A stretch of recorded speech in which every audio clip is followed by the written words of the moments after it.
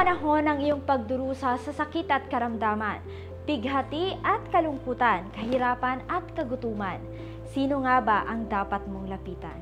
Mga minamahal, halos bumaha ang luha sa mga mata ng isang ginang matapos nilang matanggap ng kanyang asawa ang himala mula sa Diyos. At ito ay walang iba kundi ang himala ng kagalingan. Halos hindi maawat ang isang ginang na magpasalamat at magpatotoo dahil sa dakilang himalang kanyang natanggap. Ayon sa kanya, mahabang panahon niya na raw umanong iniinda at tinitiis ang karamdamang ito. Sino ba naman ang hindi halos lulupasay sa tuwa kapag ikaw ay nakatanggap ng himala? Si ate po yung first time po sa lugar pong ito. Ayon po sa kanya, matagal na daw pong namamanhid ang mga daliri sa kanyang dalawang kamay. At namamanhid na daw po ang dalawang binti po niya. Pero purihan po ang Panginoon sa oras pong ito. Dahil sabi po ni ate, hindi na daw po namamanhid ang dalawang binti at mga daliri niya po sa kamay. Pinagaling po siya ng ating Diyos. Kumusta na po kayo? Magandang gabi po. Sa totoo po, first time ko po pupunta dito. Yung asawa ko po kanina, sabi niya sa akin, mas magaling daw po talaga yung totoong Diyos na buhay. Totoo po na wala po lahat ng sakit ng mga kamay ko. Ilang taon na rin po ako nagdurusa sa pagsakit ng mga binti ko. Hindi ako makatulog. Kaya nang pukpukin po yung mga binti ko, yung paa ko. Dahil po sa panalangin ng man of God, gumaling po ako sa tulong ko. Magtatanong, palakpakan magaling na natin po ang ako at hindi po ako nahihirapan lang. Yung paghinga ko po na laging hinihingal ako. Hirap ako sa paghinga. Pagpasok ko po lang po sa pintuan na yan. Sabi ng asawa ko, totoo nga na may himala ang Diyos.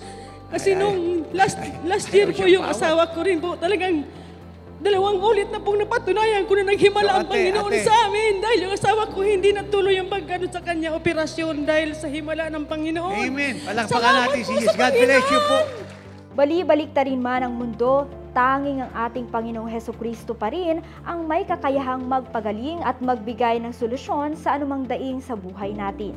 Siya din ang may kakayahang gumawa ng mga himala, tanda at kababalaghan na hindi kayang gawin ng sino man. Kaya naman, ang Diyos ng himala ay patuloy na dumadalaw sa bawat bayan sa bansang Pilipinas at sa bawat bansa sa buong mundo. Antabayanan nito at dumalo upang ang himala ay iyo ring maranasan. At magandang balita ito para sa ating mga kababayan sa lalawigan ng Pampanga.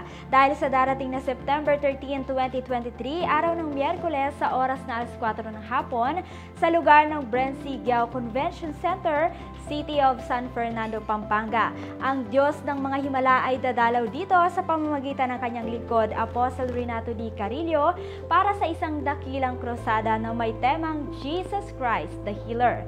Para sa iba pang impormasyon, bumisita lamang sa lahat ng official social media accounts ng ministeryo ito o kaya naman ay tumawag sa ating Living Like Jesus hotline na may numerong +632 88 546 796. Huwag itong papalagpasin, dumalo at maranasan ang himala na matagal mo nang hinihintay sa iyong buhay. Ito si Glay Sabarizo para sa Victorious News. Walang kinikilingan, walang halong kasinungalingan, pawang kaligtasan lamang.